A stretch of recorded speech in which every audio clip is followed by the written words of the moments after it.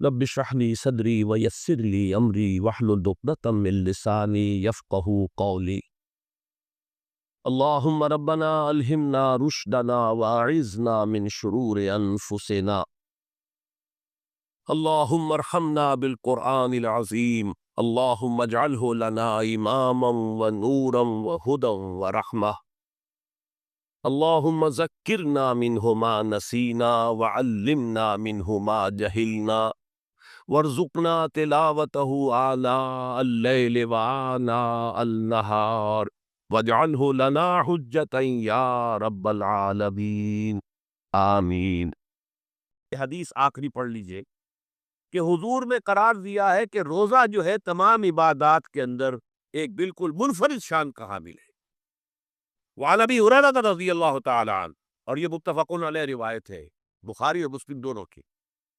قال رسول اللہ صلی اللہ علیہ وسلم، قال اللہ عز وجل، جسے حدیث قدسی کہتے ہیں۔ حضور نے فرمایا کہ اللہ فرماتا ہے۔ تو یہ حدیث بھی ہو گئی کہ حضور نے ہمیں بتائی، اور حدیث قدسی ہو گئی کہ اللہ کا قول ہے جو حضور نقل کر رہے ہیں۔ قرآن مجید وحی جلی ہے، یہ وحی خفی ہے، لیکن یہ عام حدیثوں کے مقابلے میں اس کا مرتبہ اور مقام بہت بلند ہے کہ حضور فرما رہے کہ اللہ فرماتا ہے۔ یقول اللہ عز وجل، کل عمل ابن آدم لہو، ابن آدم کا ہر عمل، ہر نیکی اس کے اپنے لیے، اپنے فائدے کے لیے، الا الصوم، سوائے روزے کے، فإنہ لی وأنا اجزی بہ یا اجزا بہ، یہ میرے لیے ہے اور میں خود ہی اس کی بدلہ دوں گا یا میں خود ہی اس کا بدلہ ہوں۔ یہ دونوں ترجمے ہیں۔ عظمت صوم میں میں نے تفصیل سے بحث کی ہے کہ ویسے تو نماز بھی اللہ کے لیے، اقم الصلاۃ لذکری۔ حج کس لیے ہے؟ للہ علی الناس حج البیت من استطاع الیہ سبیلا، اللہ کے لیے۔ زکوٰۃ کس کے لیے؟ اللہ کے نام پر دی جا رہی ہے، اللہ کے لیے دی جا رہی ہے۔ صوم میں بات کیا ہے؟ صوم میں اصل چیز ملحوظ کیا ہے؟ روح انسانی کو تازہ کرنا، زندہ کرنا، اس کی حیات تازہ کا بندوبست کرنا، اور روح کا تعلق ذات باری تعالیٰ کے ساتھ۔ اس تعلق کی مثال یوں سمجھیے جیسے ہمیں معلوم ہے سورج کا فاصلہ ہم سے کتنا ہے، کروڑ میل، لیکن سورج کی کرن جو وہاں سے چل کر یہاں تک پہنچی ہے، کیا اس کا تعلق سورج سے منقطع ہے؟ سورج کے ساتھ تو تعلق قائم۔ اسی طرح روح انسانی ذات باری تعالیٰ سے بہت دور آ کر کہہ لیجئے ہمارے وجود کے اندر آ گئی، ہمارے قلب کے اندر متمکن ہو گئی، لیکن کیا اس کا تعلق اللہ کی ذات سے منقطع ہے؟ نہیں۔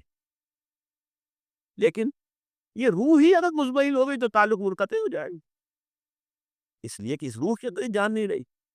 یہ روح تازہ ہوگی تو اس کا تعلق اللہ کی ذات کے ساتھ اثر نو استوار ہو جائے گا۔ اس لیے یہ کہا یہ میرے لیے، الا الصوم فإنہ لی، یہ میرے لیے، وأنا اجزی بہ یا اجزا بہ، میں خود ہی اس کا بدلہ دوں گا یا خود ہی اس کی جزا ہوں۔ خود ہی اس کی جزا ہوں، اللہ کہ اس بندے کا تعلق میرے ساتھ ایسا قائم ہو جائے گا کہ گویا کہ اسے میں مل گیا، اور میرا یہ مل جانا ہی در حقیقت انسانیت کی معراج ہے۔ اور دعا کے بارے میں جان لیجئے کہ حضور نے فرمایا الدعاء مخ العبادہ، دعا جو ہے عبادت کا اصل جوہر ہے، لب لباب ہے۔ اور یہ بھی کہا الدعاء هو العبادہ، دعا ہی اصل عبادت ہے، دعا ہی اصل عبادت۔ دعا جو ہے وہ روح ہے اس کی۔ اور علامہ اقبال نے اپنے لیکچرز میں جو یہ خطبہ رکھا ہے اس موضوع کے لیے، میننگ آف پریئر ان اسلام، بڑا عظیم ہے۔ اس نے جو نقشہ کھینچا ہے کہ یہ پریئر کیا ہے؟ انائے صغیر، یہ ایگو میرا، میری انا، میری خودی، انائے صغیر، انائے کبیر کے روبرو آتی ہے۔ انائے کبیر اللہ، اننی انا اللہ لا الہ الا انا، یہ انا، انائے کبیر، اللہ کی انا، وہ عظیم انا، اور یہ چھوٹی سی محدود سی انا۔ تو ہے محیط بے کراں، میں ہوں ذرا سی آبجو، یا مجھے ہم کنار کر یا مجھے بے کنار کر۔ اقبال نے پتہ نہیں کس جگہ کس کیفیت میں ڈوب کر یہ شعر کہا ہے۔ اے اللہ تو تو ایک ایسے سمندر کے مانند ہے کہ جس کا کنارہ ہی نہیں، اور میں چھوٹی سی ایک پانی کی ایک چھوٹی سی ندی ہوں، آبجو ہوں چھوٹی سی۔ اب کیا شکل ہے؟ یا تو مجھے اپنے آپ میں ملا لے تاکہ میں بھی ناپیدا کنار ہو جاؤں۔ دریائے سندھ کا پانی جب سمندر میں گر جاتا تو سمندر ہی بن جاتا، اور یا پھر مجھے بھی بے کنار کر دے، میری وجود کو بھی اتنی وسعت دے دے کہ کوئی کنارہ نہ رہے۔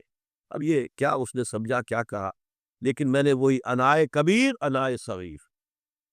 ایک ہے نماز ہم پڑھ لیتے ہیں، آپ نے سارا پڑھ لیا، سارا تعدیل ارکان بھی کر لی، لیکن اگر آپ کا اللہ کے ساتھ ڈائریکٹ کمیونین اور ڈائریکٹ کمیونیکیشن قائم نہیں ہوا تو نماز، جس کو کہ کہا گیا کہ الصلاۃ معراج المومنین، جو قرب حضور کو حاصل ہوا معراج میں، وہ ایک بندہ مومن دنیا میں رہتے ہوئے حاصل کر سکتا ہے نماز میں، اگر اس کی روح جو ہے واقعتاً ہم کا نام ہو رہی ہو الحمدللہ رب العالمین الرحمن الرحیم مالک یوم الدین اہدنا الصراط المستقیم ایاک نعبد و اگر ہم واقعتاً ایسے کہہ رہے ہو کہ ہمیں احساس ہو کہ ہم اللہ کے حضور میں حاضر ہیں اور عرض کر رہے ہیں، سجدہ کریں تو حدیث میں آتا ہے کہ ایسے محسوس ہو کہ گویا کہ میں نے اپنا سر اللہ کے قدموں میں رکھ دیا ہے، یہ ہے نماز۔ اب جو گفتگو ہو رہی ہے یہ ہم کلامی ہے، الصلاۃ معراج المومنین، اہل ایمان کے حق میں یہ نماز جو ہے یہ معراج کے درجے میں ہے، لیکن یہ نماز کیسے نصیب ہوگی اگر روح سوئی ہوئی ہے، دبی ہوئی ہے، پسی ہوئی ہے، مزمحل ہے یا مردہ ہے؟ یہ نماز کیسے حاصل ہو؟ چاہے آپ پانچوں وقت کی نماز پڑھ رہے ہو، چاہے آپ نے ہیبٹ بنا لیا ہو نماز کو، چاہے خوش بھی ہو گیا ہو، لیکن یہ کہ جب تک وہ روح بیدار نہ ہو، جب تک ہم کلامی نہ ہو، افلاک سے آتا ہے نالوں کا جواب آخر، اٹھتے ہیں حجاب آخر، کرتے ہیں خطاب آخر، جب تک یہ نہ ہو، جیسے کہ میں ایک حدیث قدسی انشاءاللہ آج سناؤں گا سورہ فاتحہ کے ضمن میں، کہ اللہ تعالیٰ کے سامنے جب کھڑا ہو کر انسان جب کہتا ہے انی وجہت وجہی للذی فطر السماوات والارض حنیفا، دائیں بائیں سے بالکل اپنا تعلق کاٹ کر میں نے اپنا رخ کر لیا ہے اس اللہ کی طرف جس نے آسمان اور زمین کو پیدا کیا۔ اب یہ توجہ وجہ تو اگر یہ تو ہے چہرہ تو ہم نے کر دیا خانہ کعبہ کی طرف، اندر سے ہماری روح متوجہ نہیں ہوئی، وہ سوئی پڑی، اسے پتہ ہی کچھ نہیں کہ کیا ہو رہا ہے، تو اس صورت میں وہ کیا ہے؟ ظاہری بات تو پوری ہو گئی، نماز کا ثواب ہو جائے گا، فرض کی ادائیگی کا ثواب مل جائے گا، لیکن وہ اصل نماز تو حاصل نہیں ہوتا۔ یہ ہے وہ بات کہ وَإِذَا سَأَلَكَ عِبَادِي عَنِّي فَإِنِّي قَرِيبٌ، اے نبی جب میرے بندوں کی روحیں بیدار ہو جائیں، توانا ہو جائیں، حیات تازہ سے وہ ہم کنار ہو جائیں، اور پھر وہ میرے بارے میں پوچھے، وہ میرا تقرب حاصل کرنا چاہتے ہیں، تو اگر آپ سے پوچھے تو کہیے میں قریب ہوں، اجیب دعوت الداع اذا دعان، یہ ہے وہ دعا، میں ہر پکارنے والے کی پکار، ہر دعا کرنے والے کی دعا کو سنتا ہوں، قبول کرتا ہوں، اس کو جواب دیتا ہوں جہاں کہیں بھی مجھے پکارے، اذا دعان، اس میں در حقیقت وہ مفہوم آ گیا ہے there and done wherever، آپ اپنے گھر میں ہو کر پکارے اللہ کو، آپ بستر پر لیٹے ہوئے پکارے اللہ کو، الذین یذکرون اللہ قیاما وقعودا وعلی جنوبہم، ہاں ٹھیک ہے، بعض مقامات بعض اوقات قبول دعا کے لیے زیادہ سازگار ہیں، حرم میں جا کر دعا مانگی جائے، اور منی میں، عرفات میں خاص طور پر، جبل رحمت پر خاص طور پر، ملتزم جو ہے کعبے کا اس پر خاص طور پر، وہ ایام بھی ہے خاص، لیکن یہ نہیں ہے کہ بقیہ دنوں میں آپ کے اور اللہ کے درمیان کو بڑا فاصلہ ہے، یہ سارا دنیا میں مشرکانہ نظاموں نے تصور پیدا کیا، اللہ تو دور ہے، دور ہے، دور ہے، دور ہے، پاک ہے، پاک ہے، پاک، تم ناپاک ہو، ناپاک ہو، ناپاک ہو، اور تم تو بڑی پستی میں پڑے ہو، تم اللہ سے براہ راست ہم کلام نہیں ہو سکتے، کوئی درمیانی چاہیے، کوئی لنکس چاہیے، کوئی پجاری ہوگا، کوئی پروہت ہوگا، کوئی پنڈت ہوگا، کوئی پیر ہوگا، کوئی پادری ہوگا، کوئی پوپ ہوگا، اس کے ذریعے سے تم اللہ سے ہم کلام ہو، خود نہیں، اور جب ذریعے بیچ میں آ گئے تو ان کی مٹھی گرم کرو، ان کی چاپلوسی کرو، ان کو بھی جو ہے چادریں چڑھاؤ، ان کو نذرانے پیش کرو، یہ ہے بدترین ایکسپلائٹیشن جو مذہب کے ذریعے سے نوع انسانی کی ہوئی ہے۔ یہ دو ایکسپلائٹیشن دنیا میں ہوئی ہے تاریخ انسانی میں، ایک بادشاہوں کی طرف سے خراج دو ہمیں، محنت تم کرو گے کھیت میں، آدھا حصہ ہمارے پاس آئے گا، ہم عیش کریں گے، ہم سٹینڈنگ آرمیز رکھیں گے تاکہ ذرا تم بغاوت کرو تو تمہارا سر کچل دیا جائے، یہ ایکسپلائٹیشن بدترین، مانگنے والا گدھا ہے، صدقہ مانگے یا خراج۔ دوسری طرف ہم بادشاہ ہیں، ہم کنگر بنسی سورج بنسی خاندان ہیں، ہم راجپوت ہیں، حکومت کرنا ہمارا حق ہے۔ اور یہ پنڈت پروہت جو ہے وہ بھی کہیں گے کہ ٹھیک ہے، نصف لی و نصف لک وہذا قوم جاہلون، یہ عوام جو ہے ان کا خون چوسو، ہمیں یہ نذرانے پیش کریں، بتوں کو آ کے چڑھاوے چڑھائیں اور تمہیں خراج دیں اور ٹیکس دیں۔ They are to be exploited, exploit ہو رہا۔ اسلام نے آ کر دونوں کا خاتمہ کیا، کوئی ملوکیت نہیں۔ زکوٰۃ ہے تو غربا کے لیے، بادشاہ کے لیے نہیں ہے، یہ تو غربا کے لیے، لہذا کوئی ٹیکس نہیں۔ نمبر دو، اللہ سے ہم کلام ہونے کے لیے کسی دربان، کسی جو ہے پہرے دار کی مٹھی گرم کرنے کی ضرورت نہیں، جب چاہو ہم کلام ہو جاؤ۔ دل کے آئینے میں ہے تصویر یار، جب ذرا گردن جھکائی دیکھ لی۔ یہ تو تم ہماری طرح متوجہ نہیں ہوتے ہیں، ہم تو ہر وقت کہتے ہیں، ہر شب کو آخری لمحات جو ہے، آخری جو گھنٹے ہیں رات کے، سمائے دنیا تک ہم نزول فرما لیتے ہیں تمہارے لیے، اور پکارنے والا پکارتا ہے، حل من مستغفر فاغفر اللہ، ہے کوئی استغفار کرنے والا کہ میں اسے بخش دوں؟ حل من سائل فاعطیہ، ہے کوئی مانگنے والا کہ میں اسے عطا کروں؟ تم ہی سو رہتے ہو، انٹا غفیل رہتے ہو، تمہیں ہماری طرف توجہ نہیں ہے۔ اگر ہماری طرف متوجہ ہو جاؤ تو جیسے کہ اقبال نے کہا کہ میرے لیے یہ دربان جو ہے، پیران کلیسا کو کلیسا سے اٹھا دو، کیوں خالق و مخلوق میں حائل رہے پردے۔ اور یہ میں نے کئی مرتبہ بیان کیا ہے، ہمارے ہاں وہ پی پی پی جو جماعت بنی تھی ایک، اب اس میں 2 پی اور ایڈ ہو گئی ہیں، پی پی پی، پھر وہ پیٹریٹ، اور اس سے آئے اتنی پہلے پارلیمنٹیرین کی پی آ گئی اور پھر پیٹریٹ کی آ گئی، 5 پیز ہو گئی۔ اسی طرح گنتی ہے ہندوستان میں، پنڈت، پروہت اور پجاری، 3 پے تو یہاں تھی، پیر ایران کا پیر، اور پوپ اور پادری، یہ سب پے سے شروع ہوتے ہیں الفاظ، اور یہ سب در حقیقت جو ہے شروع ہونے والے الفاظ، یہ در حقیقت انسانوں کی بدترین ایکسپلائٹیشن کا ذریعہ۔ وَإِذَا سَأَلَكَ عِبَادِي عَنِّي فَإِنِّي قَرِيبٌ أُجِيبُ دَعْوَةَ الدَّاعِ إِذَا دَعَانِ فَلْيَسْتَجِیبُوا لِی۔ ہاں، ایک تقاضا ہے، پھر اس سے پہلے یہ بات سمجھ لیجئے، میں اس آیت کو میگنا کارٹا جسے کہا جاتا ہے حقوق انسانی کا سب سے بڑا چارٹر، میں اس سے کہیں بڑا چارٹر قرار دیتا کہ اللہ کہتا ہے مجھ سے ہم کلام ہونے کے لیے کسی واسطے کی، کسی وسیلے کی کوئی حاجت نہیں، جب چاہو مجھ سے ہم کلام ہو جا۔ ہاں، ایک شرط ہے، فَلْيَسْتَجِیبُوا لِی، چاہیے کہ وہ میری بات بھی قبول کریں، میرے احکام کو تسلیم کریں، میرے فرامین کان سے کھول کر سنیں، ان پر دل سے عمل کریں۔ فَلْيَسْتَجِیبُوا لِی، یہ ون وے ٹریفک نہیں ہوگا کہ ہم تمہاری دعائیں قبول کریں اور تم ہماری باتوں سے پہلو تو ہی کرو، سنی انسنی کر دو، یہ نہیں ہوگا۔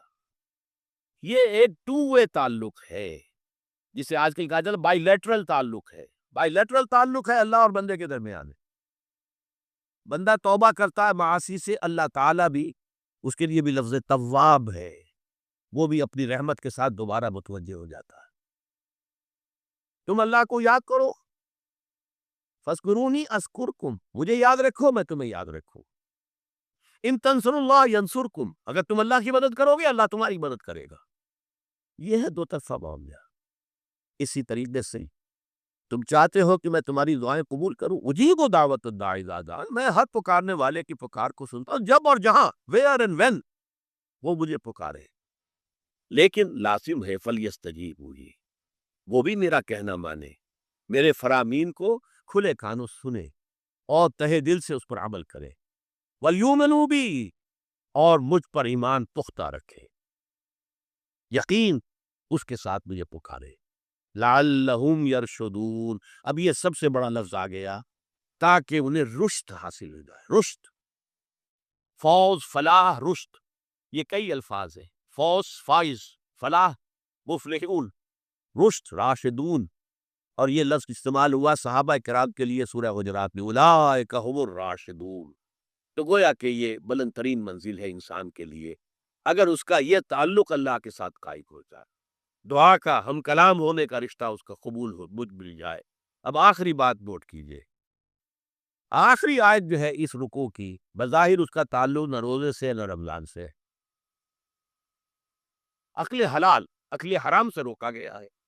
وَلَا تَأْكُلُوا أَمْوَالَكُمْ بَيْنَكُمْ بِالْبَاطِلِ، اور دیکھو اپنے مال آپس میں باطل طریقوں سے مت کھاؤ۔ وَتُدْلُوا بِهَا إِلَى الْحُكَامِ، اور نہ ہی اپنے مالوں کے ذریعے سے وہ کام تک پہنچو۔